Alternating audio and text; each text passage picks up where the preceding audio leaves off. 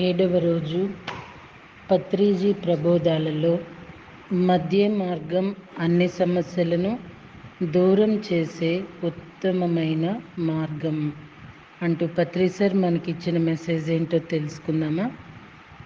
ఈరోజు మధ్య మార్గం గురించి చెప్పదలుచుకున్నాను. ఇంగ్లీష్లో మిడిల్ పాత్ అంటారు. ది గోల్డెన్ మిడిల్ పాత్, మధ్య మార్గం. నాగార్జునుడు మాధ్యమిక సూత్రాలను చెప్పి ఇచ్చాడు.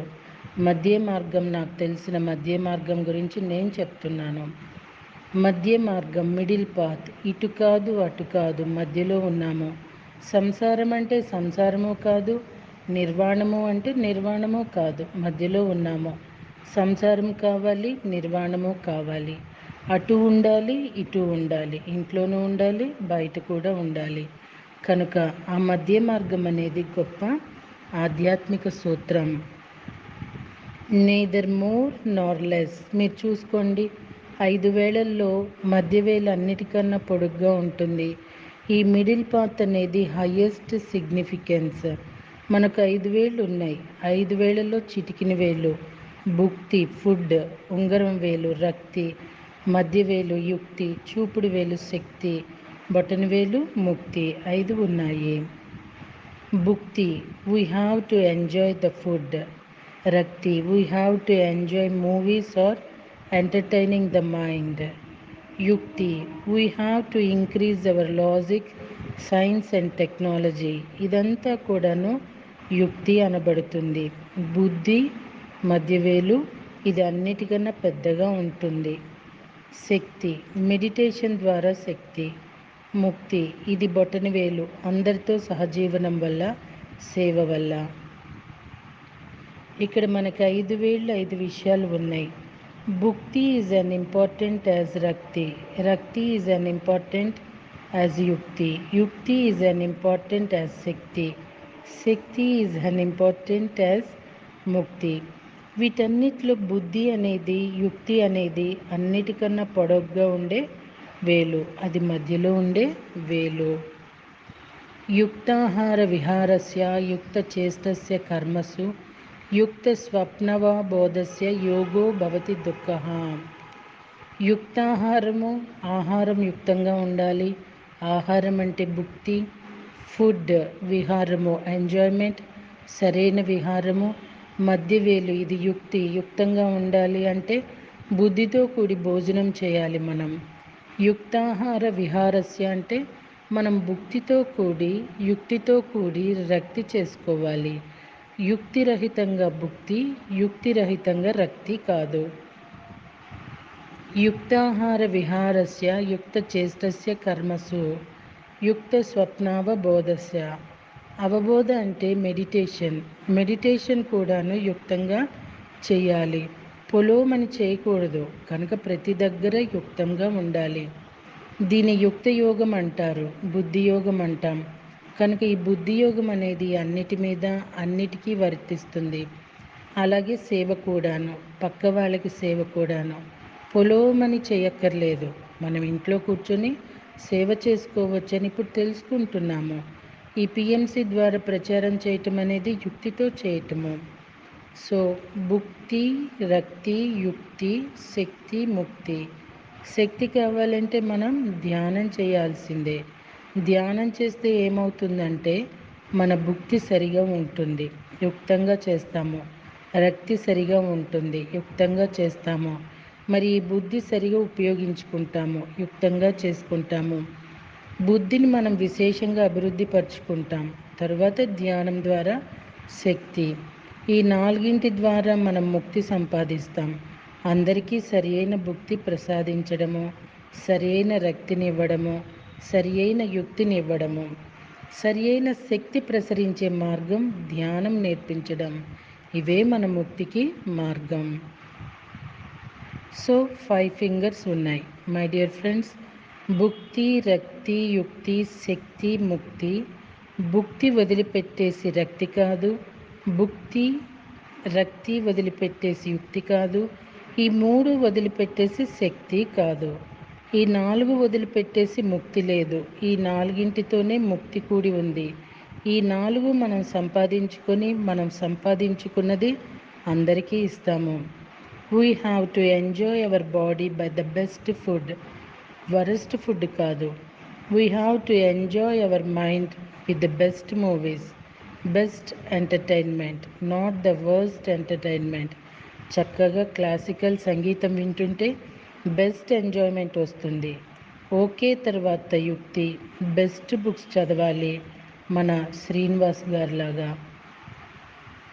That is the best way.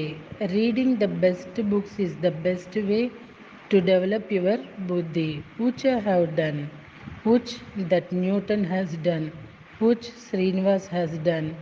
Masters of Yukti, masters of logic, science, technology, increase in the intellect.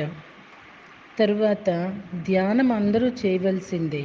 ఇది ప్రైమరీ అందరికీ. తస్మత్ జాగ్రత్త, ఇలా చూపుడు వేలు చూపిస్తాం కదా, కనుక అందరూ ధ్యానం చేయవలసిందే. సో అండి, ధ్యానము అనేది చాలామంది అనుకుంటూ ఉంటారు 90 ఏళ్ళు 100 ఏళ్ళు లేకపోతే 1000 ఏళ్ళు వచ్చిన తర్వాత అనుకుంటారు. మరుక్షణం ఉంటామో ఓడతామో తెలియదు మనకి. కానీ మనము ఫిక్స్ చేసేస్తాం ధ్యానానికి. ధ్యానం అంటే అతీతమైనది అనుకుంటారు. అదేదో సన్యాసమో, లేకపోతే అడవులకు వెళ్ళిపోయిందో, లేకపోతే ఏదో దేవుడు లేడనో, ఏదో మూఢత్వంతో ఉంటారనో, మూర్ఖత్వంతో ఉంటారనో అనుకునే మూర్ఖులు చాలామంది ఉన్నారు. బట్ అండి, ధ్యానం అనేది ఏం పత్రి సార్ తయారు చేసిన ప్రోడక్ట్ కాదు. దాన్ని సేల్స్ చేసే సేల్స్ గర్ల్స్ని మేం కాదు అని నేను చాలా క్లాసుల్లో చెప్తే చాలా పాజిటివ్ రెస్పాన్స్ వచ్చేది. నిజం చెప్పాలంటే ఇక్కడ మనం ఏం డబ్బులు తీసుకోవటల్లా. ఎక్కడ డబ్బు ఉంటుందో అక్కడ స్వార్థం ఉంటుంది. చూస్తున్నాం కదండి, తల్లి లేదు, తండ్రి లేదు, తోడబుట్టిన వాళ్ళు లేరు, డబ్బు. ఆ డబ్బు ఉంటే చాలు. వాటి కోసం చిన్న పిల్లల్ని కూడా మోసం చేయటానికి కూడా వెనకాడట్లేదు. సో అండి, మరి ఏ డబ్బు ఆశించకుండా ధ్యానం చెప్తున్నాము అంటే, నిజంగా ఈ భూమి మీద ఫ్రీగా చెప్తున్నది, ఫ్రీ సర్వీస్ చేస్తున్నది ఒక్క పిఎస్ఎస్ఎంఏ. ప్రతి విషయంలోనూ ప్రతి దానిలోనూ డబ్బు ఇన్వాల్వ్మెంట్ ఉంది, ఒక్క ధ్యానం చెప్పటంలో మాత్రమే. సో దీన్ని నమ్మాలి అనే పత్రిసర్ డబ్బు పెట్టలేదు ఇక్కడ. నిజం చెప్పాలంటే ధ్యానం అనేది ధ్యానం కోసమే. ఏవేవో కష్టాల్లో రోగాల్లో ఉండి ధ్యానంలోకి వచ్చి తగ్గుతాయి, ఇవన్నిటికన్నానండి ధ్యానం ధ్యానం కోసమే. పత్రిసర్ చెప్పినట్టుగా ధ్యానం అనేది చాలా చాలా అవసరం.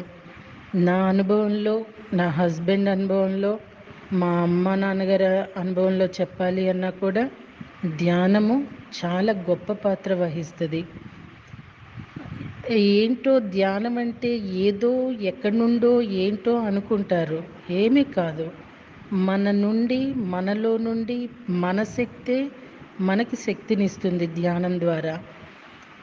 అది మెయిన్ జరిగే ఆ ప్రాసెస్ని గనక తెలుసుకుంటే చిన్నతనం నుండి ప్రతి ఒక్కరికి ధ్యానం నేర్పిస్తారు. ధ్యానం మాత్రం చాలా గొప్పది. ఈ భూమి మీదండి ఎవరిని నమ్మాలో ఎవరిని నమ్మకూడదో తెలియని పరిస్థితి ఇప్పుడు. కానీ ధ్యానాన్ని మాత్రం 100% నమ్మొచ్చు. నా అనుభవంలో, నా అనుభూతిలో నేను చెప్తున్నా. I'm right masters? ధ్యానం ద్వారా మన భుక్తి బాగా ఉంటుంది, మన రక్తి బాగా ఉంటుంది. We will enjoy our life better through our body and mind and our logical facilities, అంటే scientific facilities, technological facilities, they will all improve. అంటే మన బుద్ధి అభివృద్ధి చెందుతుంది, యుక్తి అభివృద్ధి చెందుతుంది. మనం అన్నీ యుక్తంగా చేస్తాము. యుక్తి ఎప్పుడైతే ఎక్కువ ఉంటుందో అప్పుడు అక్కడ అన్నీ యుక్తంగా చేస్తాము. అని యుక్తంగా ఉండటమే మిడిల్ పాత్.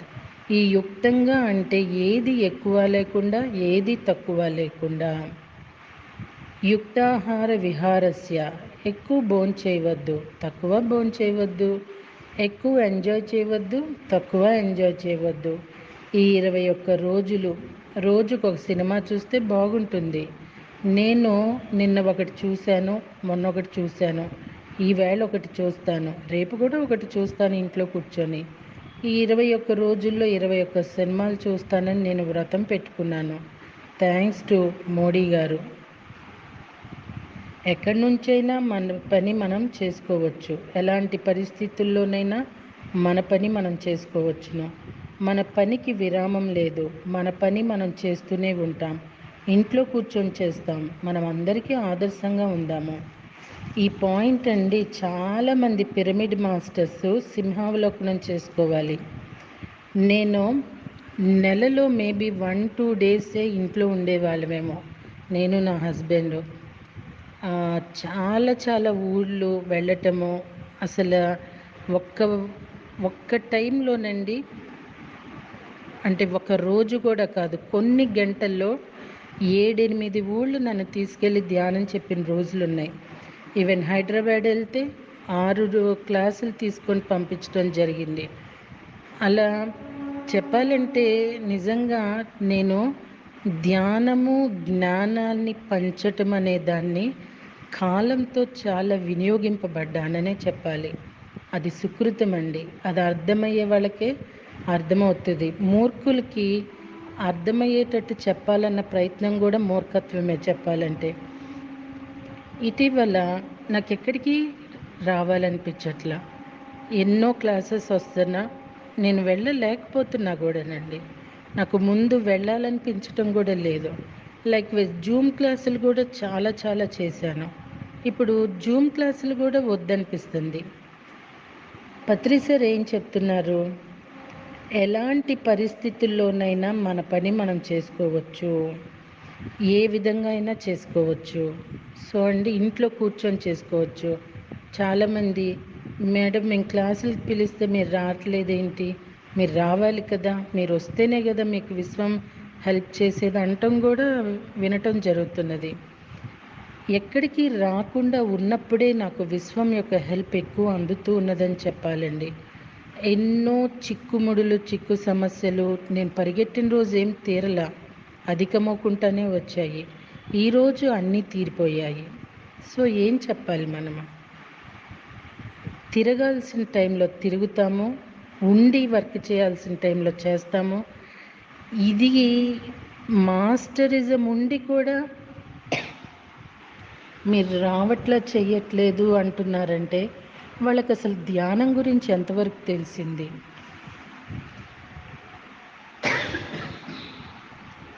పత్రి సార్ కాన్సెప్ట్లు ఏం అర్థమయ్యాయి? సో అండి, పత్రి సార్ మాటే మన బాటగా చేసుకుంటే ఎక్కడి నుండైనా ఎలా అయినా మన వర్క్ మనం చేయొచ్చు.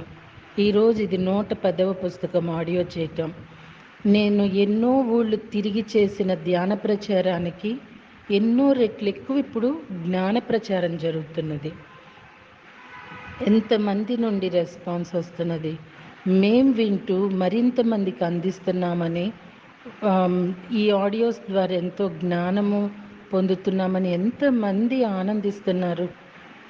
పత్రి సార్ చెప్పింది 100కి 100% రైట్ మాస్టర్స్. ఇలాగ మీరున్నారేంటి, మీరు అలా చెయ్యట్లేదేంటి, ఇలా చెయ్యట్లేదేంటి అని అంటున్నారు అంటే వాళ్ళకి అసలు ధ్యానం గురించి ఏమీ తెలియనట్లే కాదంటారా? Pyramid masters are ideal citizens of the country. They are ideal citizens of the whole world. We are ideal citizens of all the cosmos. అందరికీ మనం ఆదర్శంగా జీవించాలి. ఈ 5 ఫింగర్స్లో every finger is an important as another finger.